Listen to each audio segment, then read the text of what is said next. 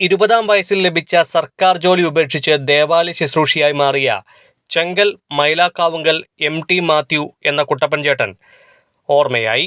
94 വയസ്സായിരുന്നു. വാഴൂർ ചെങ്കൽ തിരുഹൃദയപ്പള്ളിയിൽ 72 വർഷമാണ് ദേവാലയ ശുശ്രൂഷയായി കുട്ടപ്പൻ ചേട്ടൻ സേവനം ചെയ്തത്. വസ്ത്രമൂരി ഞാൻ ആറടി മണ്ണിലാഴ്ത്തവേ ഭൂമിയെന്നോരാ കൂടുവിട്ടു ഞാൻ സ്വർഗമാം വീട്ടിൽ ചെല്ലവേ മാലാഖമാരും ദൂതരും മാറി മാറി പുണർന്നു പോയി. ദേവാലയത്തോടും ദൈവിക കാര്യങ്ങളോടും ഏറെ തീക്ഷ്ണത പുലർത്തിയിരുന്ന വ്യക്തിത്വമായിരുന്നു കുട്ടപ്പൻ ചേട്ടൻ്റെതെന്ന് ചെങ്കൽ ഇടവകയിൽ ശുശ്രൂഷ ചെയ്ത വൈദികർ അനുസ്മരിച്ചു. കാഞ്ഞിരപ്പള്ളി രൂപതയിൽപ്പെട്ട ചെങ്കൽ ഇടവകയിലെ കഴിഞ്ഞ 72 വർഷമായി അൾത്താര ശുശ്രൂഷയായി ജോലി ചെയ്ത ഞങ്ങൾക്ക് ഏറ്റവും പ്രിയപ്പെട്ട കുട്ടപ്പൻ ചേട്ടൻ്റെ നിര്യാണത്തിൽ ഇടവക സമൂഹം മുഴുവന് ഒന്നുചേർന്ന നല്ല ഒരു ദിവസമായിരുന്നു. പ്രത്യേകിച്ചും എല്ലാ വ്യക്തികളുടെയും ഹൃദയത്തിലേക്ക് കയറിച്ചെന്ന നല്ല ഒരു വ്യക്തിത്വമായിരുന്നു. ഒരു തരത്തിലല്ലെങ്കിൽ മറ്റൊരു തരത്തിൽ ഈ ഇടവകയിലെ എല്ലാ ജനങ്ങൾക്കും കുട്ടപ്പൻ ചേട്ടൻ ഒരു നല്ല മാതൃകയായിരുന്നു. ഒരുപാട് സ്വാധീനം ചെലുത്തുവാനായിട്ട് പ്രത്യേകം ഇടയായിട്ടുണ്ട്. എല്ലാവരോടും കാണിക്കുന്ന പിതൃനിർവിശേഷമായ താല്പര്യം അച്ഛന്മാരോട് പ്രത്യേകിച്ചുണ്ടായിരുന്നു. എല്ലാവരോടും അത് കണ്ടിട്ടുണ്ട്. ദൈവത്തോട് ചേർന്ന് നിൽക്കുമ്പോഴും ദൈവത്തിൻ്റെ മക്കളെല്ലാവരോടും ചേർന്ന് നിന്ന് പ്രാർത്ഥിക്കാൻ, ദൈവത്തിങ്കിലേക്ക് അടുപ്പിക്കാൻ, അതുവഴിയുള്ള ആശ്വാസം നൽകാനൊക്കെ ആയിട്ട് കുടുംബാംഗങ്ങളോടും അതേ താല്പര്യമുണ്ടായിരുന്നു. അതേ താല്പര്യം എല്ലാവരോടും കാണിക്കുന്നതായിട്ട് ഓർത്തിട്ടുണ്ട്. എനിക്ക് കഴിഞ്ഞ 3 വർഷത്തെ പരിചയമുള്ളൂ എങ്കിലും എപ്പോൾ കണ്ടാലും ഏത് സമയത്ത് കണ്ടാലും നന്ദി നന്ദി നന്ദി. 94 വയസ്സ് വരെ ഞാൻ ജീവിച്ചു. എൻ്റെ മക്കളും കൊച്ചുമക്കളും എല്ലാം സന്തോഷത്തോടെ ഇരിക്കുന്നു. അതിലേറ്റവും നന്ദി നന്ദി നന്ദി എന്ന വാക്ക് മാത്രം. അങ്ങനെ സദാ ദൈവത്തിൻ്റെ മുമ്പിൽ നന്ദി പറഞ്ഞ് ജീവിക്കുന്ന ഒരു വ്യക്തിത്വം നമുക്ക് കണ്ടെത്തുക എന്നത് അപൂർവമാണ്. എന്നാൽ കുട്ടപ്പൻ ചേട്ടനെ സംബന്ധിച്ചിടത്തോളം തൻ്റെ ജീവിതം മുഴുവൻ ദൈവത്തിനായി അർപ്പിച്ചു. കഴിഞ്ഞ രാത്രി മുഴുവൻ ദേവാലയത്തിലെ സക്രാരിയിലേക്ക് നോക്കി. ആ സക്രാരിയുടെ മുമ്പിലായിരുന്നു കുട്ടപ്പൻ ചേട്ടൻ അന്തി ഉറങ്ങിയത്. അതുപോലെ തന്നെ നമുക്കറിയാം, ദേവാലയത്തെ ശുശ്രൂഷിച്ച് കർത്താവിനെ സ്നേഹിച്ചുവെങ്കിൽ കർത്താവ് കുട്ടപ്പൻ ചേട്ടനെ വാരിപ്പുണരുകയായിരുന്നു, ചേർത്ത് പിടിക്കുകയായിരുന്നു. കുട്ടപ്പൻ ചേട്ടൻ്റെയൊക്കെ പള്ളിയിലെ ശുശ്രൂഷകളൊക്കെ കണ്ട് അതിലൊക്കെ ആകർഷിതനായി. അതുപോലെ തന്നെ അക്കാലത്ത് ഇവിടെ ഉണ്ടായിരുന്ന വികാരിയത്തിന് അവരുടെയൊക്കെ പ്രേരണകൾ, അവരുടെ നന്നായിട്ടുള്ള ബലിയർപ്പണമൊക്കെ കണ്ട് അതിൽ ആകർഷിതനായിട്ട് ഒരു വൈദികനാകണമെന്നുള്ള ആഗ്രഹം വെച്ച് പുലർത്തിയതാണ്. സംസ്കാരം ചെങ്കൽ തിരുഹൃദയപ്പള്ളിയിൽ കാഞ്ഞിരപ്പള്ളി രൂപതാധ്യക്ഷന്മാർ ജോസ് പുളിക്കലിന്റെ മുഖ്യ കാർമ്മികത്വത്തിൽ നടന്നു.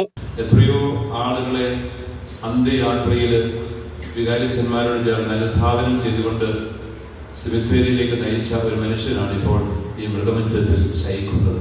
നമുക്കിനി നമ്മുടെ മധ്യേ കുട്ടപ്പൻ ചേട്ടൻ ഇല്ല എന്നൊരു വേദനയുണ്ട്. നമ്മുടെ എല്ലാവരുടെയും ജീവിതത്തിൽ ഒരു വേദനയുണ്ടെങ്കിലും കുട്ടപ്പൻ ചേട്ടനെ അടുത്തറിയാവുന്ന എല്ലാവർക്കും, മക്കൾക്കും കുടുംബാംഗങ്ങൾക്കും സഹോദരങ്ങൾക്കും മാത്രമല്ല, ഇടവക ജനത്തിനും അറിവുള്ളവർക്കും എല്ലാം അങ്ങനെയാണ്. വൈദികർക്കെന്നും സഹായിയും കൈത്താങ്ങുമായിരുന്ന കുട്ടപ്പൻ ചേട്ടൻ അനേകരുടെ ആത്മീയ ജീവിതത്തിൽ പരിശീലകനും വഴികാട്ടിയുമായിരുന്നു. സഹപാഠിയായിരുന്ന ഫാദർ പോൾ വടക്കേടത്തിനോടൊപ്പം പള്ളികളിലെ തിരുനാൾ കുർബാന സുറിയാനിയിൽ ചൊല്ലുന്നതിനായി സന്തത സഹചാരിയായി ഇദ്ദേഹവും കൂടെയുണ്ടാവും. രാത്രി മുഴുവൻ ജാഗരണത്തിലിരിക്കുവാനായിട്ട് മൃതദേഹം ദേവാലയത്തിൻ്റെ മണ്ഡലത്തിൽ വയ്ക്കുകയും കൂട്ടായ്മകളുടെയൊക്കെ അടിസ്ഥാനത്തിൽ അവർ വന്ന് രാത്രി മുഴുവൻ ജാഗരണത്തിലിരിക്കുകയും ചെയ്തു. ഇവിടുത്തെ ഇടവക ജനത്തിനൊരു വികാരം പോലെയാണ് കുട്ടപ്പൻ ചേട്ടൻ്റെ ജീവിതം. ഒരു അൽമായന് ഇത്രയധികം ബഹുമതി നൽകുന്ന സംഭവങ്ങൾ നമ്മളധികം കേട്ടിട്ടില്ല. ഒരു ഇടവകം സമൂഹം മുഴുവൻ രാത്രിയുടെ യാമങ്ങളിൽ മുഴുവൻ ജാഗരണ പ്രാർത്ഥന നടത്തി. അങ്ങനെ ഈ സമൂഹം മുഴുവൻ, ഈ നാട്ടുകാർ മുഴുവൻ തന്നെ വന്ന് ആദരാഞ്ജലികൾ അർപ്പിക്കുകയും ചെയ്ത ഒരു വ്യക്തിത്വമാണ് കുട്ടപ്പൻ ചേട്ടൻ. അന്നത്തെ കാലത്ത് 10ാം ക്ലാസ് ESSLC എന്ന 10ാം ക്ലാസ് ഒന്ന് പാസ്സായ ആളാണ്. സർക്കാർ ജോലി കിട്ടിയ ആളാണ്.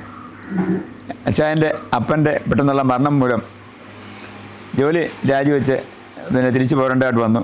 അപ്പോൾ ഇവിടെ വന്ന സാഹചര്യത്തിൽ ഈ പള്ളിയിൽ ഇങ്ങനെ കപ്പ്യാരുടെ വേക്കൻസി ഉണ്ടെന്ന് അറിയുകയും അച്ചാന് പള്ളിയിൽ ജോലി കയറുകയും ചെയ്തതാണ്. 1953 ജോലി പ്രവേശിച്ചത്. അന്ന് മുതൽ ഇന്ന് വരെ കർത്താവിന് വേണ്ടി വേല ചെയ്യുന്ന ശുശ്രൂഷ തന്നെ അതിനുവേണ്ടി തന്നെ ജീവിതം ഒഴിഞ്ഞു വെച്ചൊരു വ്യക്തിയാണ്. 50 വർഷക്കാലത്തോളം 2 കിലോമീറ്റർ അകലെയുള്ള വീട്ടിൽ നിന്ന് പുലർച്ചെ 4-ന് സൈക്കിളിന് പള്ളിയിലെത്തുമായിരുന്നു.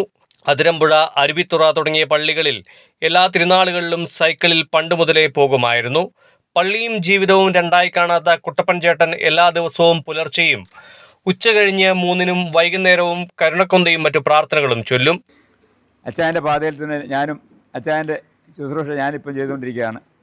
ദൈവത്തിൻ്റെ അനുഗ്രഹം, ഒത്തിരി അനുഗ്രഹങ്ങൾ ദൈവം ഞങ്ങൾക്ക് വേണ്ടി ചൊരിഞ്ഞു തന്നു. മക്കളെല്ലാം നല്ല നിലയിലൊക്കെ എത്തിക്കാനും ഒത്തിരി കഷ്ടപ്പാട്, അന്നത്തെ കാലത്ത് ഒത്തിരി കഷ്ടതകളുണ്ട്. ആ കഷ്ടപ്പാടെല്ലാം സഹിച്ചുകൊണ്ട് എല്ലാം നല്ല രീതിയിൽ കുടുംബത്തിന് വേണ്ടി ജീവിക്കുകയും ദൈവാനുഗ്രഹമായിട്ട് വസിക്കുകയും ചെയ്യാണ്. നല്ലൊരു ജീവിതമായിരുന്നു അപ്പച്ചൻ്റേത്. എപ്പോഴും ദൈവത്തിനോട് നന്ദി പറഞ്ഞുള്ള ജീവിതമായിരുന്നു. വയ്യാതിരിക്കുമ്പോൾ തന്നെ എന്നും വിശുദ്ധ ബലിയിൽ പങ്കെടുക്കണം, പള്ളിയിൽ പോകണം, അത് മാത്രമായിരുന്നു. അബോധാവസ്ഥയിൽ പോലും പള്ളിയിൽ പോകണം ചിന്ത മാത്രമേ ഉള്ളായിരുന്നു. എന്നാലും ഞങ്ങൾ പോരുമ്പോൾ ഞങ്ങൾക്ക് വണ്ടിക്കൂലിക്ക് പൈസ തന്നേ അച്ഛൻ എന്നും ഞങ്ങളെ വിടുകയുള്ളൂ. എനിക്ക് വലിയച്ഛനെ കുറിച്ച് പറയാനാണെങ്കിൽ അച്ഛന് വിശുദ്ധ കുർബാനയോട് അച്ഛന് ഭയങ്കരമായിട്ട് സ്നേഹമാണ്.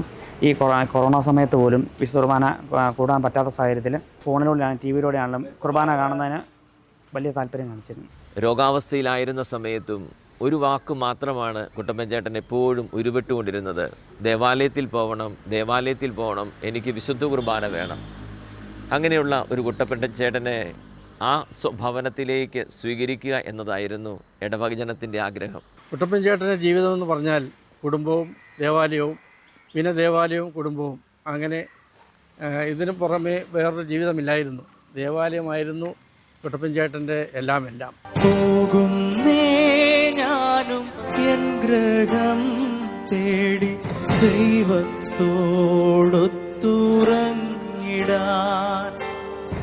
എത്തുന്നേ ഞാനെൻ നാഥന്റെ ചാരെ പിറ്റേന്നൊപ്പമുണർന്നിടാൻ. കരയുന്നോ നിങ്ങൾ എന്തിനായി? ഞാനൻ സ്വന്ത ദേശത്ത് പോകും